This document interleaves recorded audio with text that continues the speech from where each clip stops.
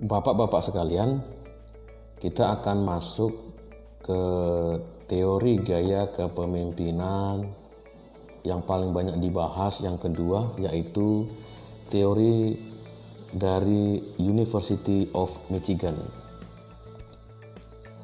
Nah, ada seorang namanya George Herbert Likert, nama yang paling dikenal adalah Likert.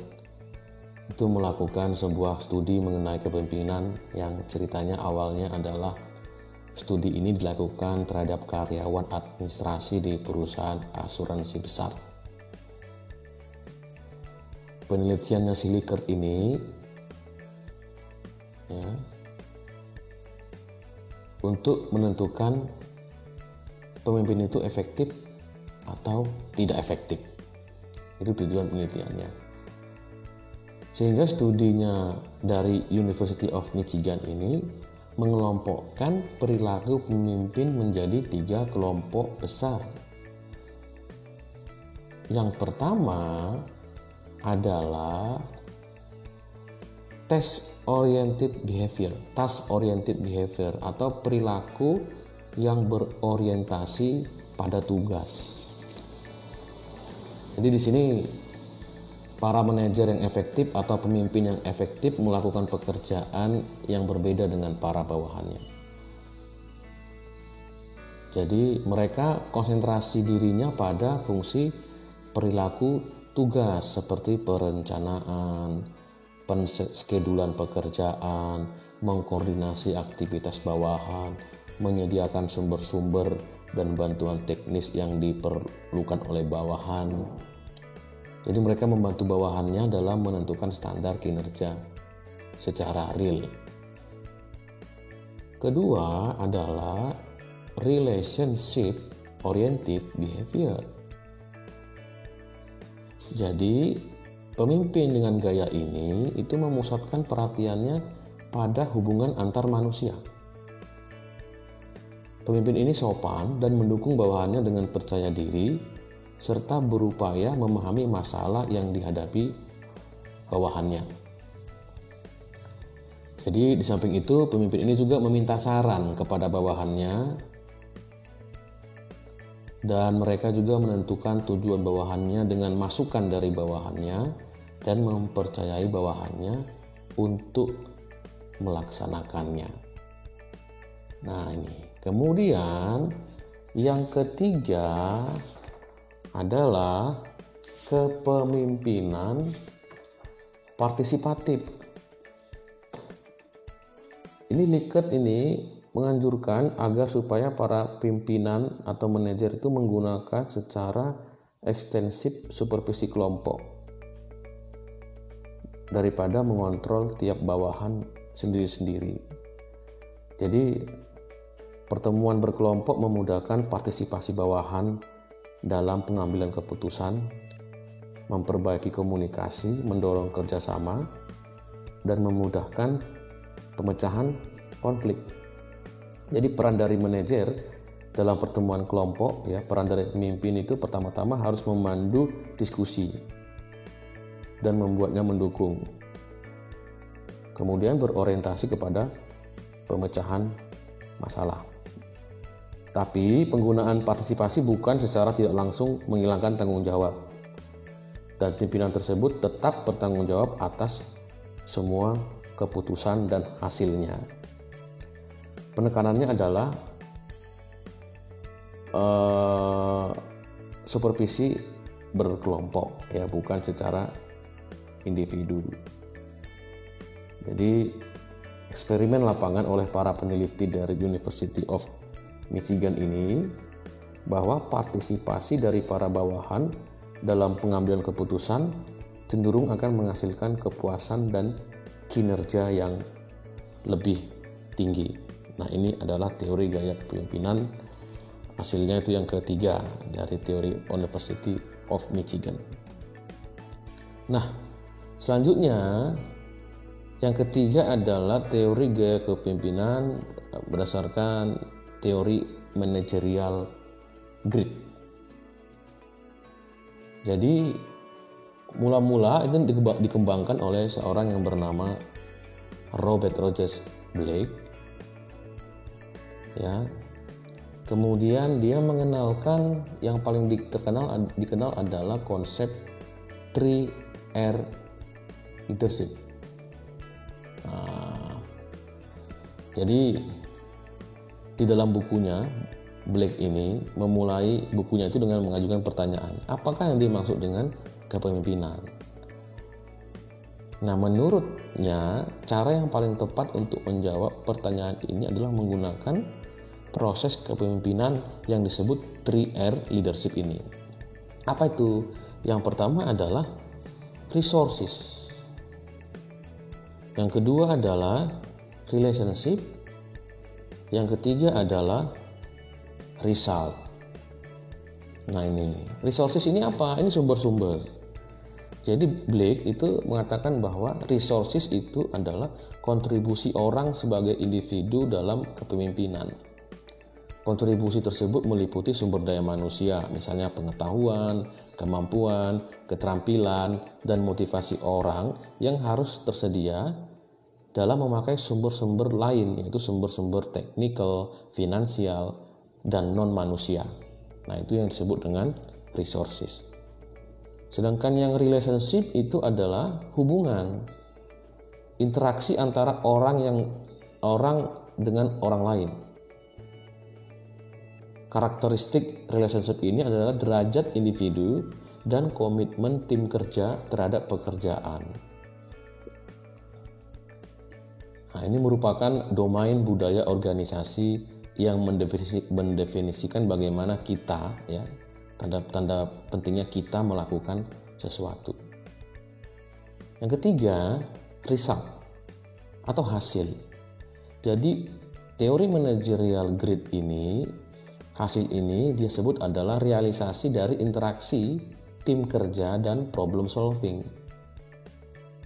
Jadi result dapat diukur sebagai bukti adanya produktivitas, kreativitas, dan inovasi. Jadi hasil-hasil ini mengukur tingkat pencapaian dari tujuan organisasi. Nah,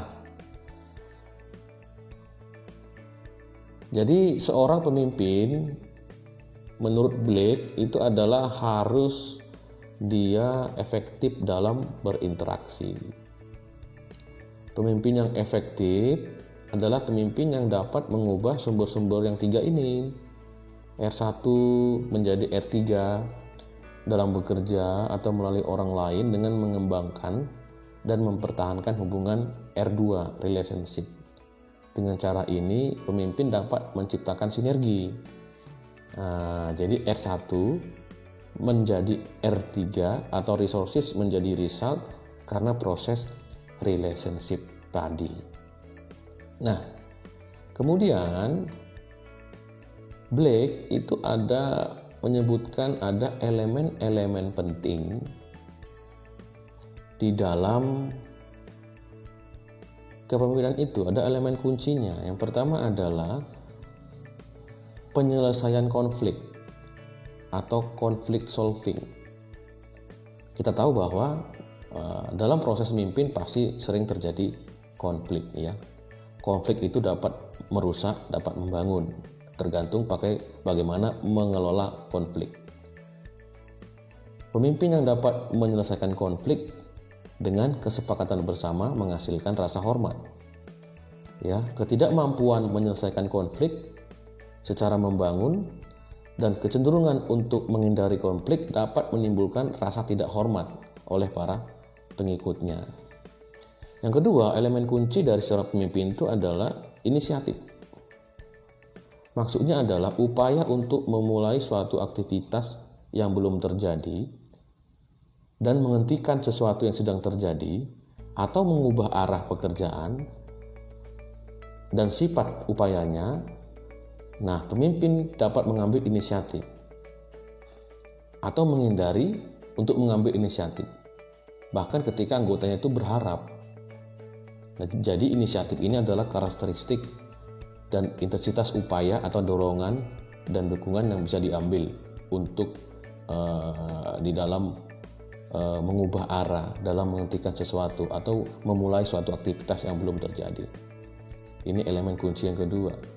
Elemen kunci yang ketiga itu adalah penelitian. Maksudnya adalah penelitian memungkinkan pemimpin memperoleh fakta dan data.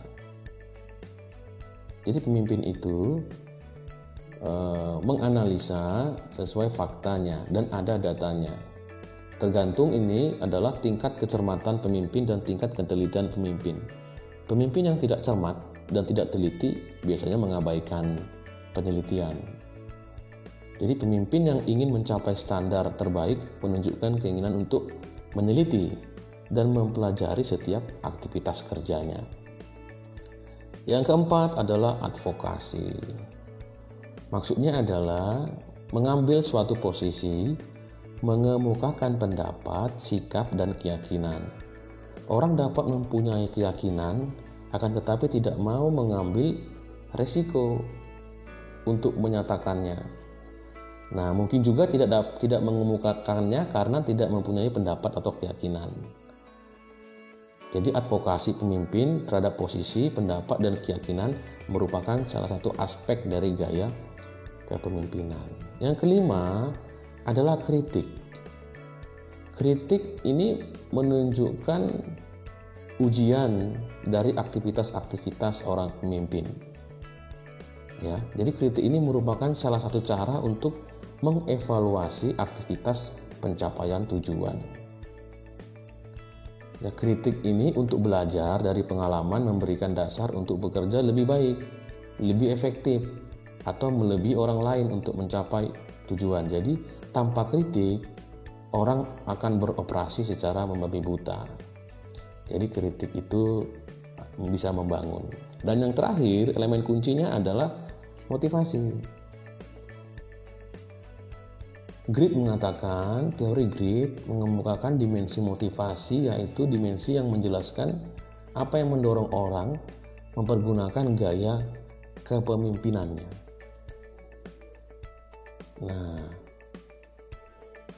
jadi beliau ini menyatakan ada motivasi positif, ada motivasi negatif yang mendorong orang untuk melakukan atau memilih salah satu gaya kepemimpinan. Motivasi positif ini artinya keadaan yang diharapkan, apa yang dirasa orang jika prosesnya lancar dan menguntungkan untuk mencapai tujuan. Kalau motivasi negatif, yaitu keadaan yang membuat orang takut dan terancam, apa yang dikhawatirkan jika menghadapi hambatan dan keadaan kacau atau ancaman. Nah, ini adalah elemen-elemen kunci dari teori Black yang dari manajemen Grit tadi. Baik Bapak-bapak, kita sudah membahas 3 teori gaya kepemimpinan. Adalah pertama tadi dari Ohio, Michigan, dan yang terakhir ini adalah dari Grit. Jadi mohon bisa dipelajari, diulang-ulang, dan jika ada pertanyaan mengenai teori ini maka bisa di komen di grup atau di bawah. Terima kasih, selamat belajar.